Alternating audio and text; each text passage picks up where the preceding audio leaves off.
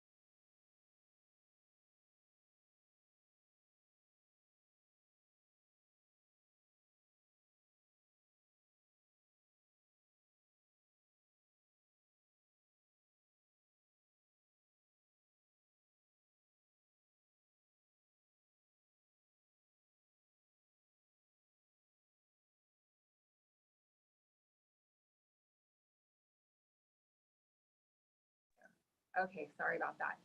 Let me start again. I'm figuring out, I'm on my phone here, and blessings, welcome. I'm so glad you're here. I'm usually on my computer, and my computer is having a hard time, so I'm doing this on my phone. And I'm figuring out here how to pin myself so that I show up on the big screen, which I don't know how to do on my phone. So thank you for your patience.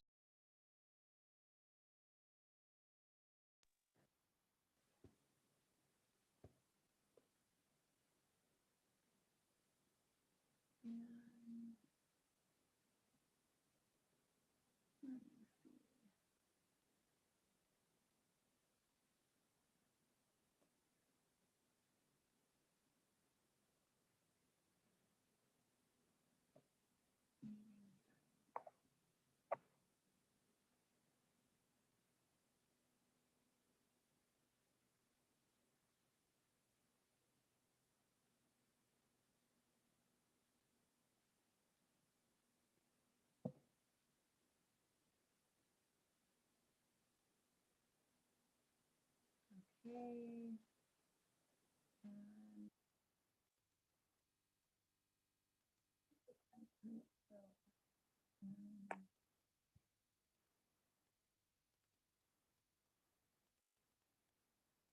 Okay, so I think, I hope you see me now. Like I should be the main one. If someone could put in the chat and let me know, or take yourself off mute and just say, yeah, you're in the center now. You're there. You Am are I there. You are there. Okay, good. I know I could figure it out. Blessings, welcome. It's weird. I'm gonna need to adjust to being on my phone, but it's good. Humans are so flexible. Oh, good, I got it. Thanks, Tracy. Glad you're here. I'm really glad you're here. This is like one of my most favorite things to dive into and to practice. Though it's not really the easiest thing for me, and it may not be for you either, which is another thing why, if inner friendliness, if you feel like, yeah, you're hard on yourself more than you're kind to yourself, which is like most humans that I've ever known, then this is a good place for you to be. And I'm just not even gonna bother with the computer. I was gonna like see if I could get it to work right, but I'm just gonna roll here. Let's start as we always do, with just a brief plan, like a brief arrival meditation.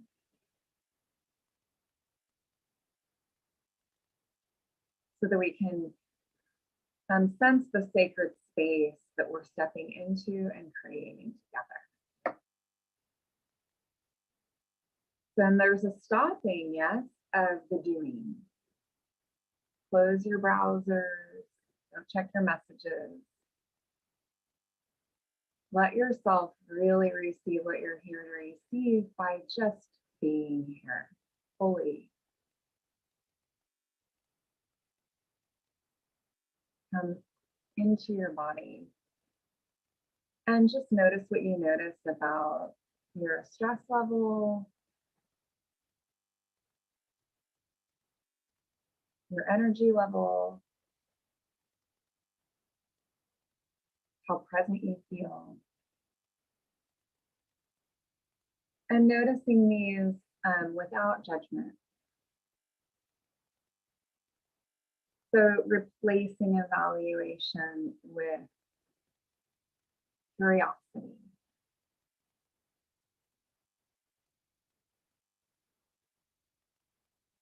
Take a nice deep breath in, hold at the top of the inhale.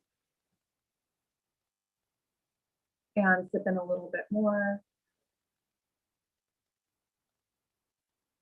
And let it go. Let there be a settling on the exhale. Deep breath in. Hold, sip in a little bit more. Then let it go. Sense what it's like in your body to let go. And one more like that. Hold, sip in more. And drop it. Drop any burden that you might be carrying. And remind yourself in whatever way you can that you don't have to do anything for now. You don't have to fix anything. You don't have to change anything. That this is your time to receive.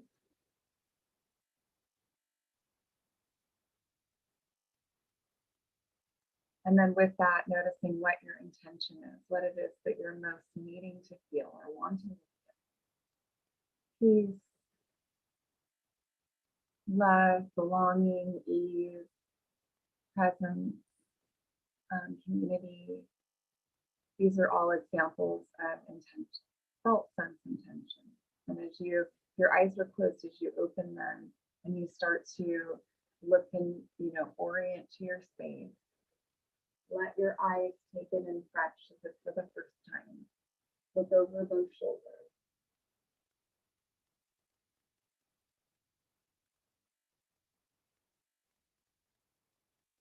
And we do this to acknowledge the importance of the nervous system, the importance of how we feel and how our nervous system is connected to that. And when we practice in this way, we orient towards safety. And so just taking in the relative safety and stability of the room. Like right now in this moment, I'm okay. I'm really taking that in. Okay, let me see, there's something here in the chat. Might be hard to hear me. I don't know if it's that I'm finding it a little hard to hear you.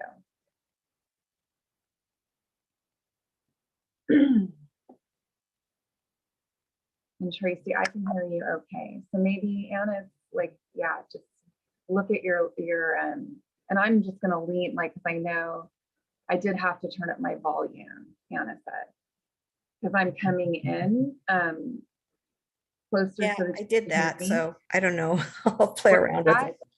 I did turn up my volume. Okay. I'll play around with some of the other settings. I'll see. Okay. Okay. You know what I'm going to do too, and thank you so much for your patience. I'm going to get my earbuds. The mic might be better there with those. And while I'm doing that, put in the chat what intention comes through for you, and I'll be right back.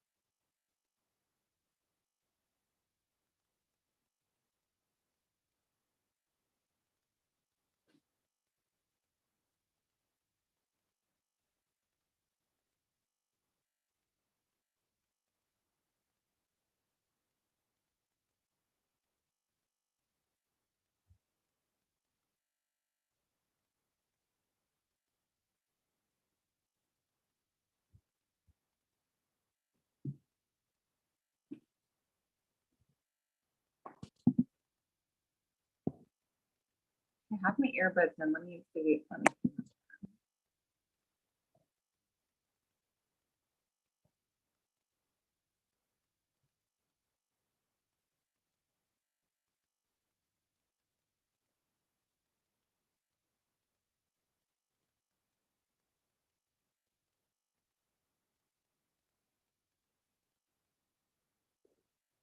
Maybe they don't have it. All right. Well, I'm gonna go ahead and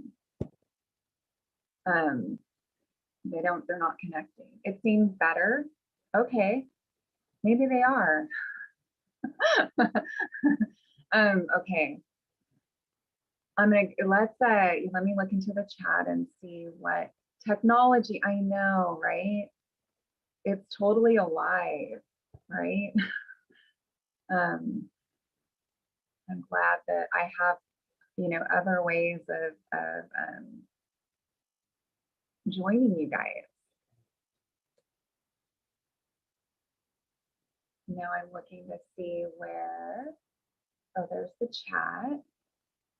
My intention is to be more in my body. This is Ruth. Anna, keep my calm and perspective. Yes, Marilyn. Intention is gentleness, practice, focusing on the good. Beautiful. You're in the right place.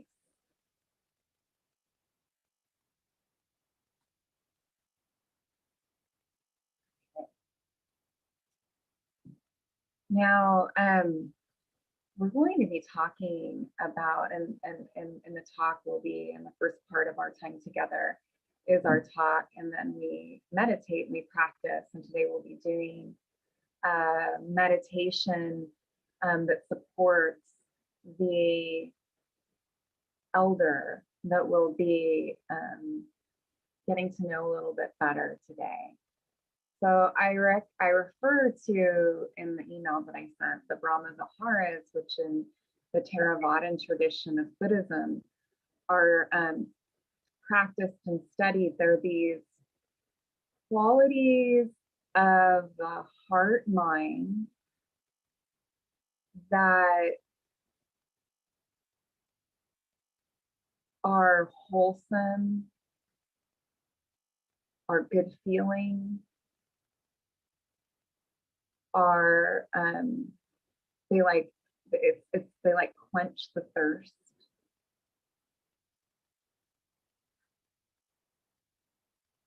It's so refreshing, I find, that there are these practices to water the seeds of the heart that don't get watered. It's not that they're not there. And we can have confidence in this. Kindness, which is metta. And we'll be emphasizing today because it's contained in all of the others. Karuna, compassion. Upekkha, equanimity. Mudita, sympathetic joy, or borrowed joy, delighting in someone else's happiness and joy. And these qualities, these elders, I was listening to a Dharma talk where the Brahma Viharas were referred to as sisters, and I loved that. And though for me, it rang more true to relate to them as elders. And so in my email, and I'll talk about, if we think of the Brahma Viharas, the four heavenly abodes, these qualities of the heart mind that make life, when we're in our hearts in this way, there's a sweetness, there's a beauty, there's a richness to life that we're looking for all the time outside of ourselves, which is the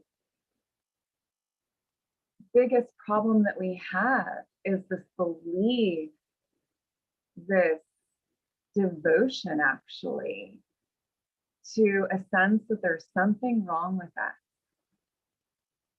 And this really fuels the inner critic. And over time, the inner critic becomes something that we believe is truth, until we don't, until we see, oh, this voice is kind of talking at me as if there's something wrong with me that I need to get fixed, I need to change in some way. And it crushes the heart. It's one flavor of the voice of fear. And we can think of the Brahma Viharas or the elders, this parental mind that I'm going to tie back to the class that we did a few times ago, or might have been last week. No, I think it was the time before, but you can find it on YouTube about the 3 minds of Zen.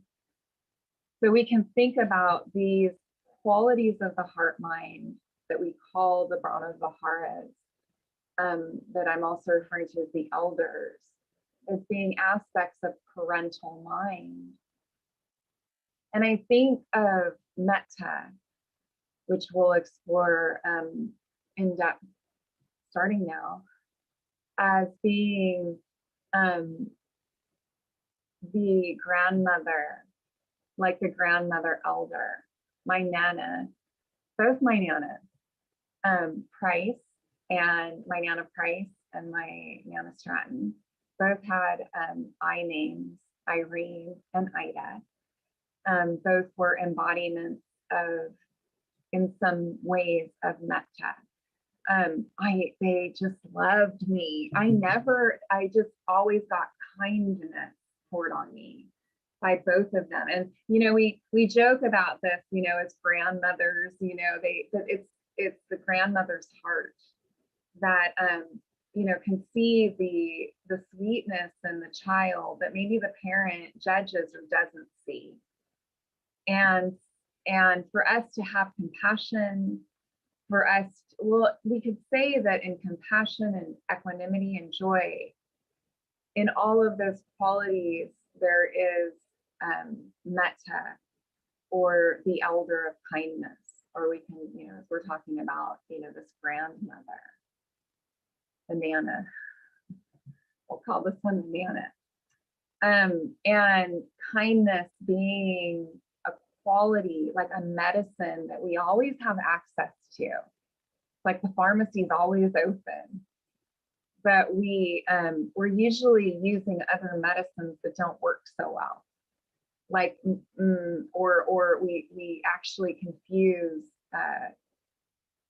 medicine with poison. Like criticism is poison. Harshness is poison. It is, if we really, and then so the medicine, you know, is in these balms of the Brahma Viharas and the balm of kindness makes, in my experience, you kind of reflect on this too, and I'll talk more about it, but it just makes everything workable. And in my own bouts of depression or anxiety, kindness, right? It's, you know, it might not be my own kindness towards myself, because sometimes I find that near impossible.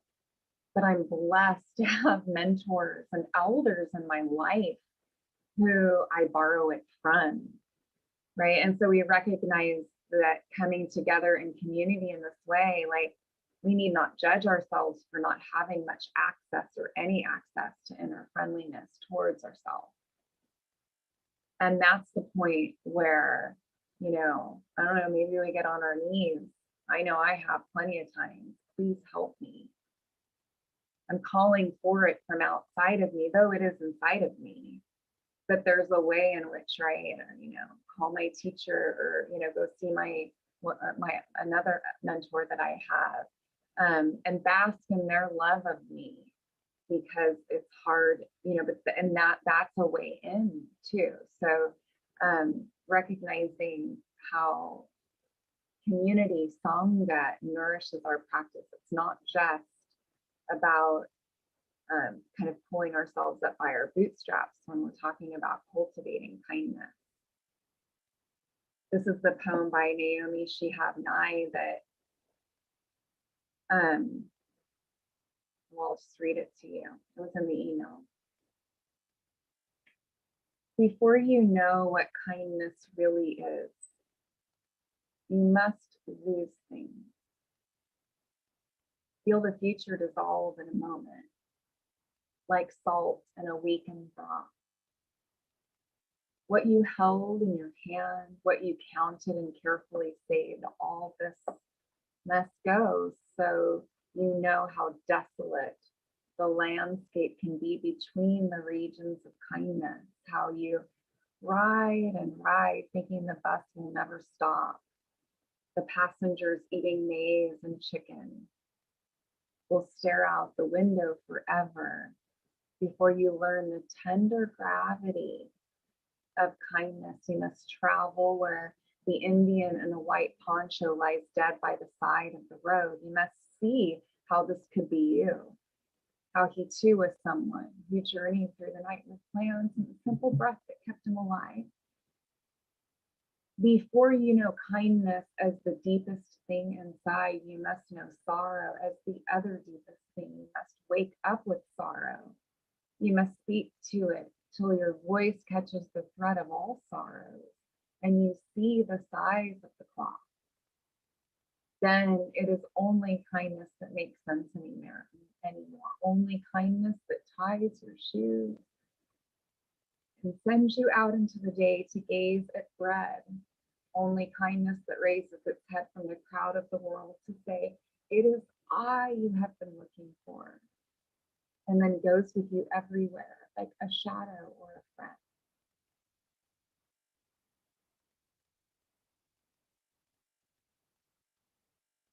That's Naomi Shihab Nye.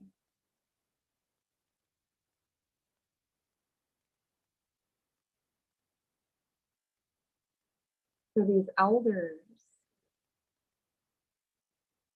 they have there's a wetness, right, to the heart.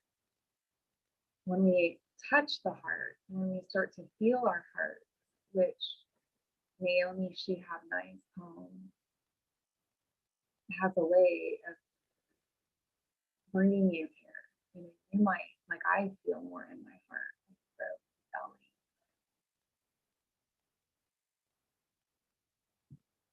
belly. This is a quality of metta.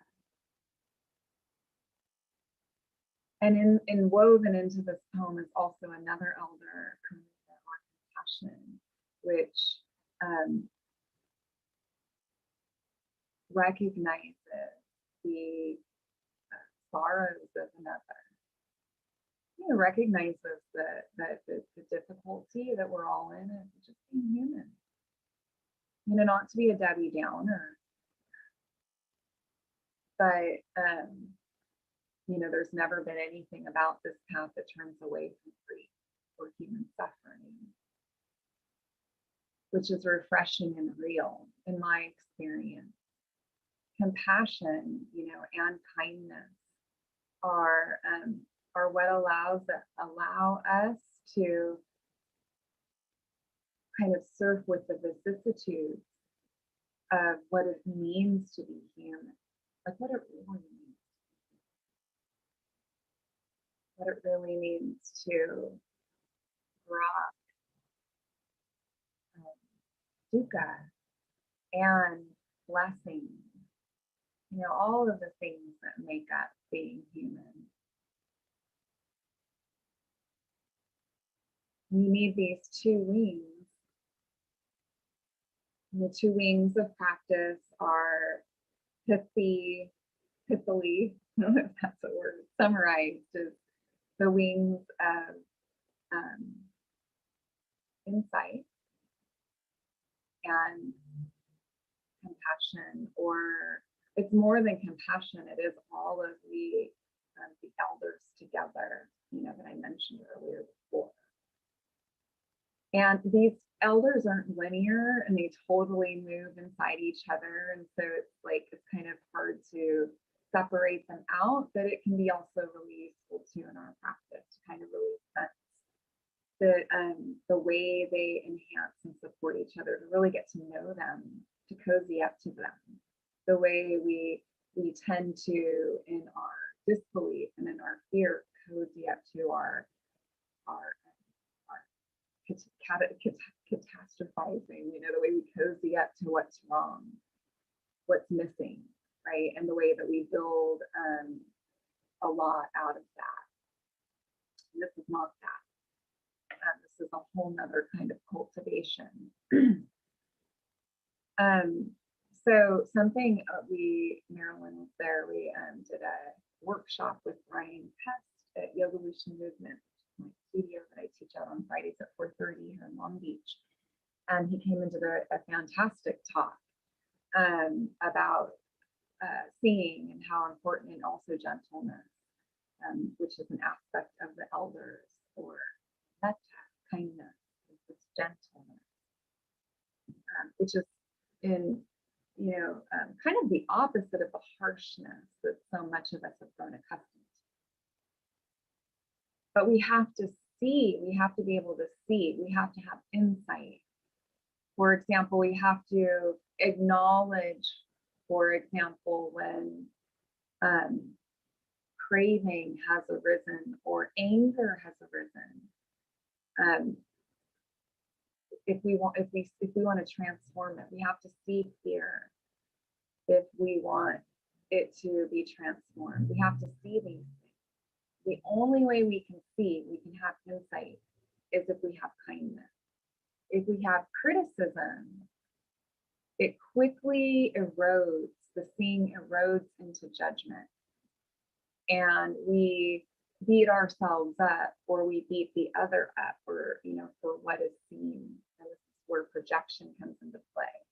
And this is where the shadow is born. You know, if we think about the, you know, our shadow parts or aspects from a psychological perspective. And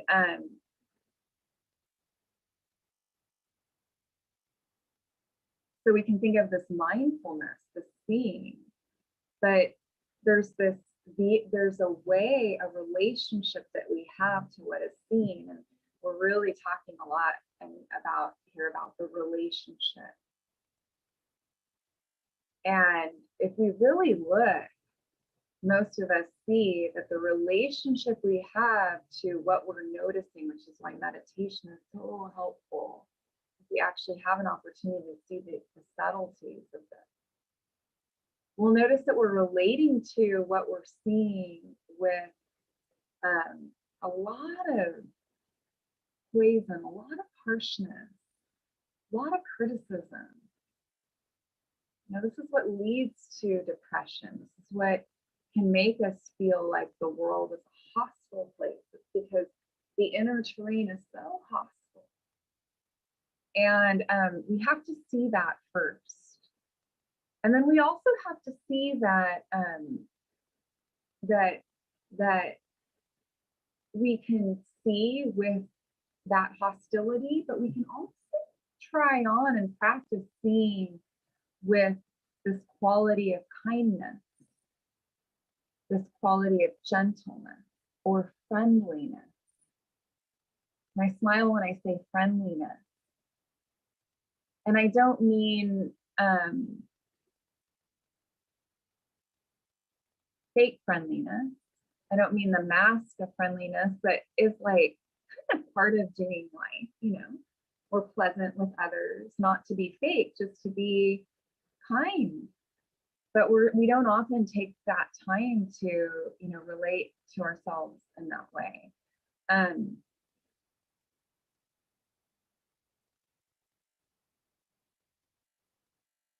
I wanted to mention, I'm going to read this here. Filtering our experience through fear and its inflections of evaluation, comparison, catastrophizing, and dread is very native to our heart minds. The conditioning is very deep. Just think about your family. Just think about, you know, humans throughout time. And it's important that we grok this so that when we approach our practice of cultivating or growing gentleness and kindness, cultivating it in ourselves, that we don't get down on ourselves for all of the moments that we're not there. We want to just celebrate moments of kindness. This is why, and I wanted to share this little story with you. Confession is my favorite sacrament in Catholicism, because I just think it's brilliant. Unfortunately, and this is, confession is a place where you can unburden your heart, and you're met with non-judgment and care and gentleness. Especially now, especially now. The last time I went, and I did this with at the Hermitage, and with one of the brothers there, one of the monks, the oldest one. So he's been around for a long, long time, Father John. And I was so lucky that I had him. He was so he was so the grandmother elder, or the grandfather elder, in his presence with me. And I was so scared. It's so scary. It's been so many years since I've been to confession. And I think that was my first real confession. And I had a lot to confess, just to share that I was carrying in my heart. We all do. We all carry burdens. We all carry these things that, so nice to just speak out loud to a loving other. I mean, a lot of my work with clients one-on-one is just that. And I sat there, and I was nervous about the things I needed to tell him. Just felt so shitty about him, so guilty. There's so much shame we carry. It's such poison. And this is the blessing of grace, right? And time is so forgiving. And he just reflected that back to me. He said, I've been doing this for so long. Believe me, there is nothing I have not heard. I've heard everything. You wouldn't believe it. And so, and he was so sweet. I just felt safe. And that safety is necessary, so that the heart can unburden. And it's kindness that establishes that safety relational. And it's, and it's trust in that kindness, right? So how, as friends, we work with our word, meaning the safety that's established in relationship is ruptured when we gossip. Because it's like, if your friend gossips about someone else, then that they'll gossip about you. So now there's a rupture in the transparency. And I'm just mentioning this because it happens all the time, but it's important for us to take into consideration, around how safe we are as friends, or how safe we can be. It's a really good opportunity to sort of clean up our act in this arena. Inner kindness is a lot more rare, right, than outer kindness, like I mentioned earlier. We're typically a lot more kind and considerate with our, the person at the medical office, or the people that we work with, or the person making our coffee or whatever, than we are inside. And it's important for us to really see that, and for us to take it seriously. Because a life spent under the reign of the inner critic is not a life worth living, I don't think. This should be on the top of all of our lists in terms of what we want to have in our life. Above all else, like even health is dependent upon this friendliness, this quality of care and kindness. The Buddha said, no one is more worthy of your love and affection than you. You could search across the ends of the earth. That means even more than your kids. So, and that really hits me when I think about that. Wow, because it's hard. I'm like, no, that's hard for me to fathom.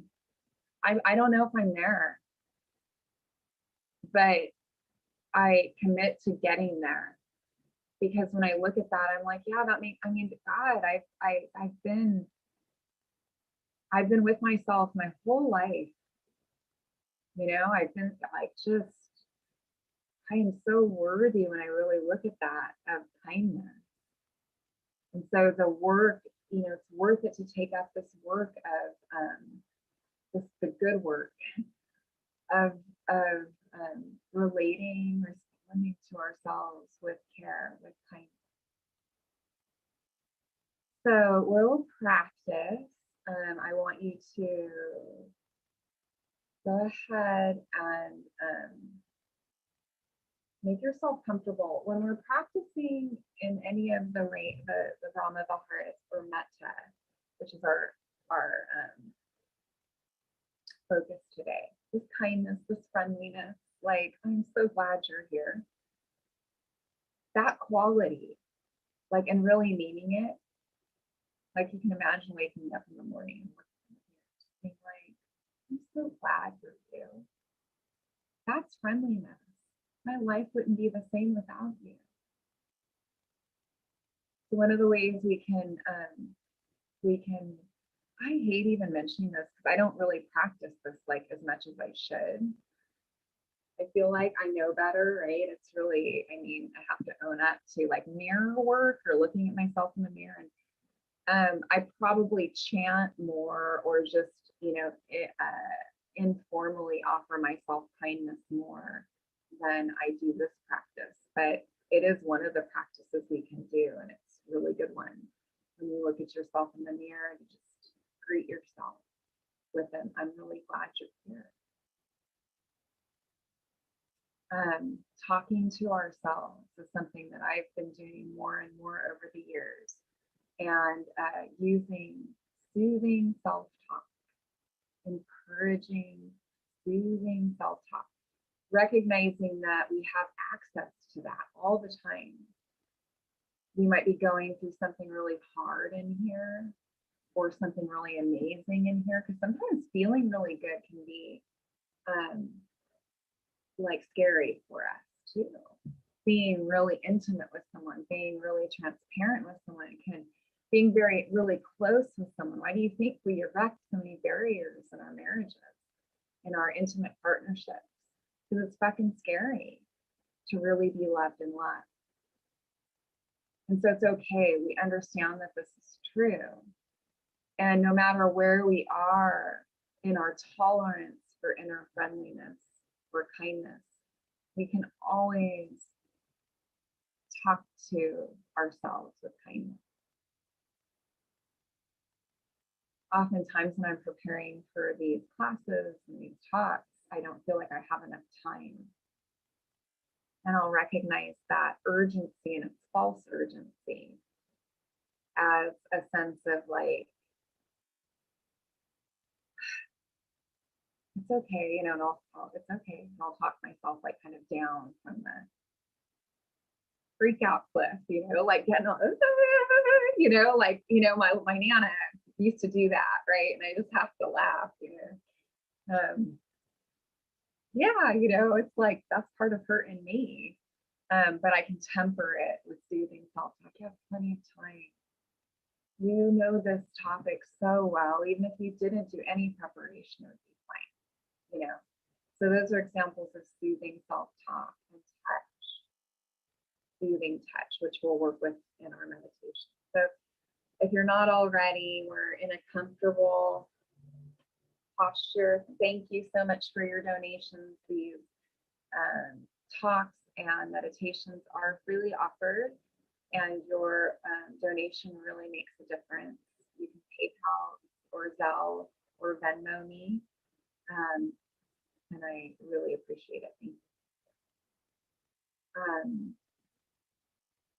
So important, our posture be comfortable. So if you need to lie down, lie down.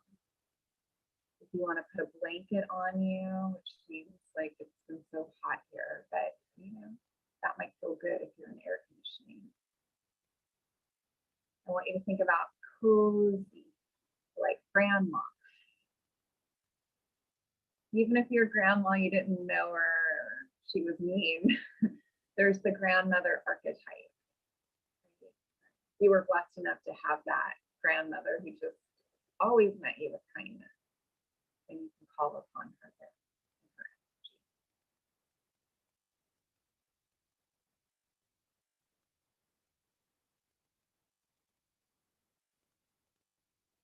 And that's the start. We just establish a sense, or we establish a relationship of gentleness, an intention of gentleness, an intention of kindness.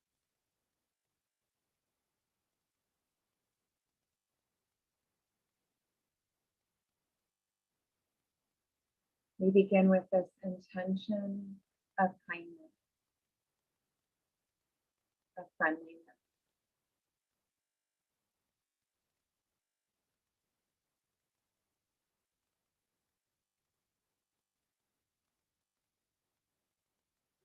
One of the somatic markers of kindness, of friendliness inward is ease.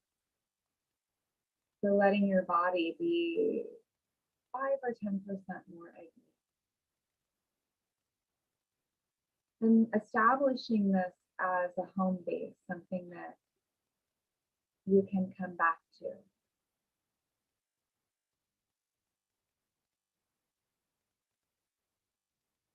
Get to know this ease. Not the ease that you had yesterday or the ease that you had in that meditation that one time, or your idea of ease, but ease right here and now.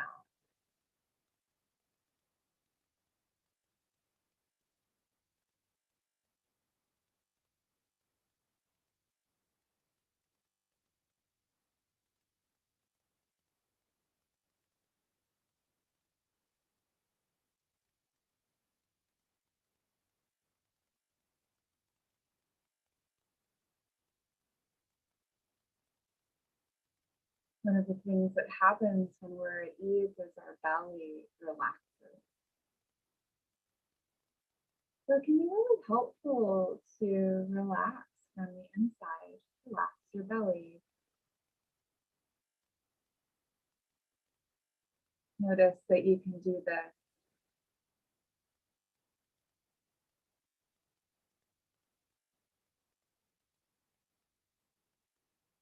that it's in your wheelhouse, so to speak, to soften your belly. And you can soften with whatever the belly is going through.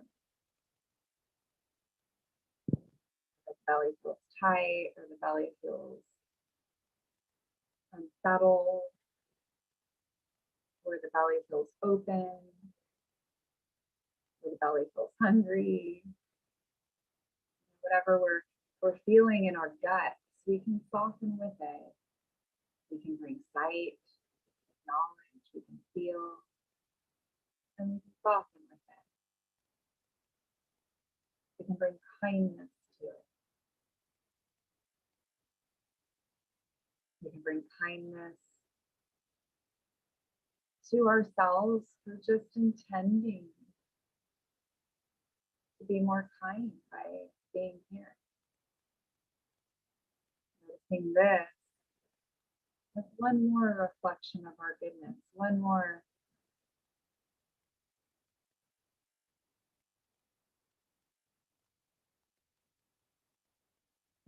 reason other than existing and breathing to be kind, even though existing and breathing are more than enough reason to be kind.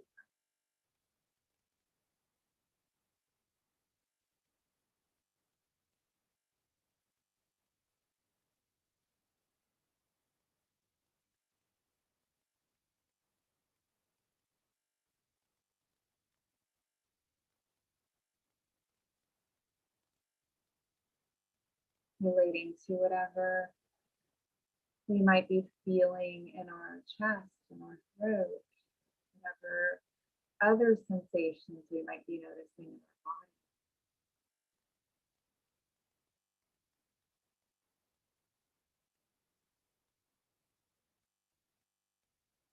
body. Relating to them with a grandmother's kindness.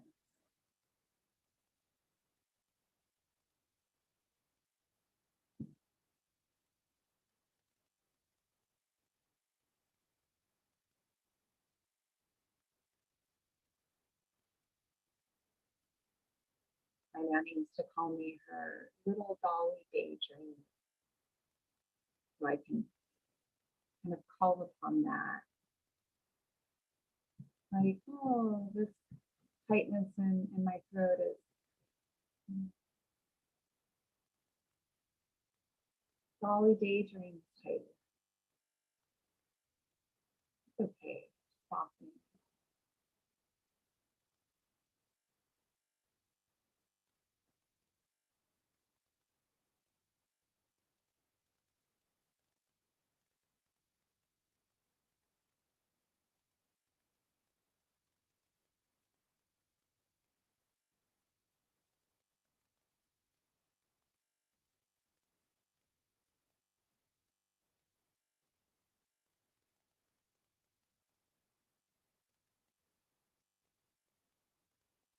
But whatever you're noticing that's here, even if your mind is really busy.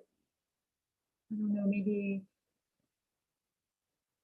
whatever is here with you, whatever you're noticing, if we just practice being with whatever's here with kindness, friendliness, letting whatever's being witnessed and felt and seen.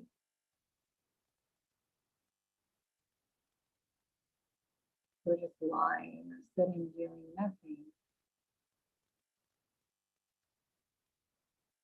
Letting it be met with softness, gentleness, kindness.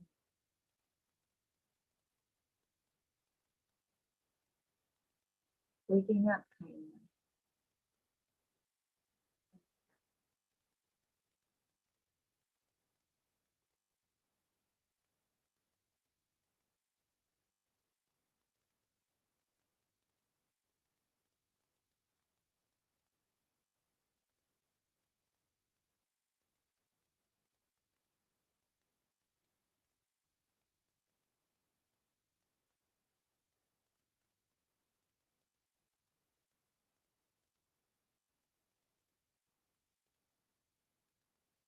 With kindness, there's this faith that you can totally handle whatever's here. It's not pity. It's not feeling sorry or bad about how we feel. It's just this kindness, friendliness.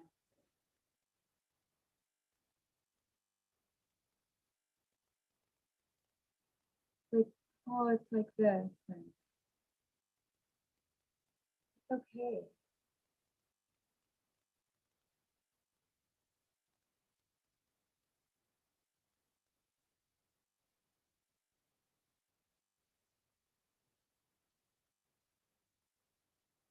Place a hand on her chest. I really would like, just give this a try. Just placing a hand on your chest and calm down. You don't try to make anything happen. Just notice what it's like to bring some touch to your chest. What's it like to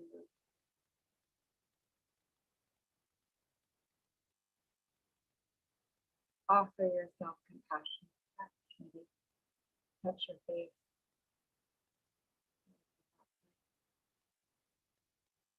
And cradle your face in your hand.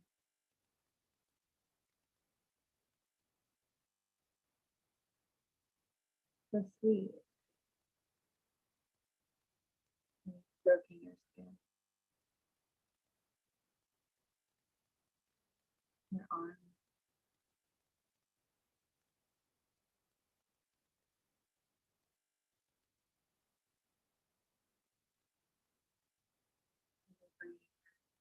Giving yourself a little like wrapping your arms around yourself and giving yourself a squeeze.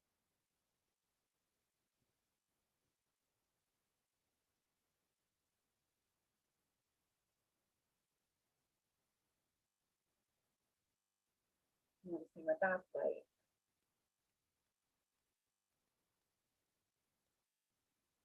How does it feel? Not what do you think of it, not do you like it or not evaluating, just how does it feel?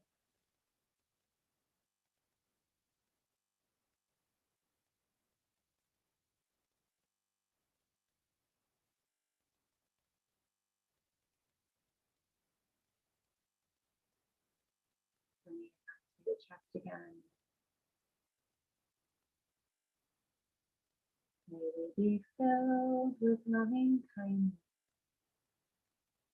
May we be well. May we be peaceful and at ease. May we be happy. May we be filled with loving kindness. May we be well. May we be peaceful and at ease. May we be happy. May we be filled with loving kindness. May we be well. May we be peaceful and at ease. May we be happy.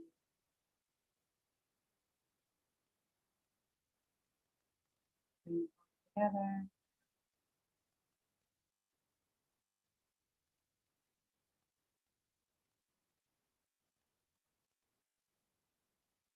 If your eyes are closed, just blinking them open. Feel comfortable. I'll share a few things before we part ways. Thank you so much for your practice. And thank you so much for your donation.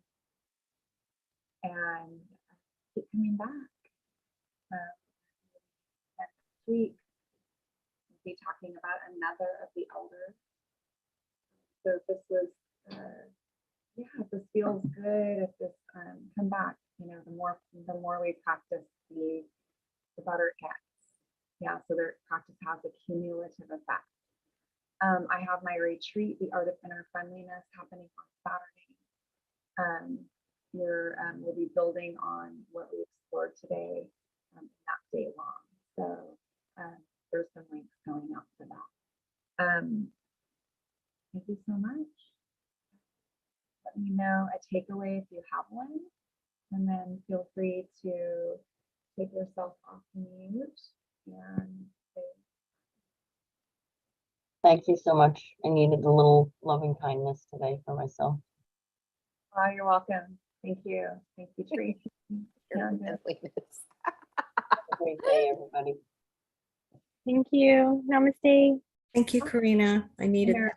Bye, Rue. Bye. Thank you. Bye, everybody.